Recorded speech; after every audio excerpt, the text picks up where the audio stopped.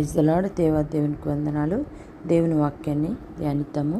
హెబ్రీయులకు రాసిన పత్రిక 13వ అధ్యాయము 12వ వచనంలో చూసినట్లయితే, కావున యేసు కూడా తన స్వరక్తము చేత ప్రజలను పవిత్రపరచుటకే గవిని వెలుపట శ్రమ పొందెను. కాబట్టి దేవునికి వందనాలు. మరి దేవుడు మనందరి నిమిత్తమే మనందరినీ పరిశుద్ధపరచాలని, మనందరినీ పవిత్రపరచాలని, మన పాపములన్నీ క్షమించబడాలని దేవుడు తాను తగ్గించుకుని తన శిలువ పైన తన స్వరక్తము చేత ఎంతో శ్రమ పొందాడు. ఆ శ్రమలో ఎన్నో నిందలు, అపనిందలు, ఎన్నో పరిస్థితులను ఎదుర్కొన్నప్పటికీ దేవుడు మనందరినీ పరిశుద్ధపరచుకోవాలని గొప్ప ప్రణాళికలు మనందరినీ ఏర్పరచుకున్న దేవునికి వందనాలు.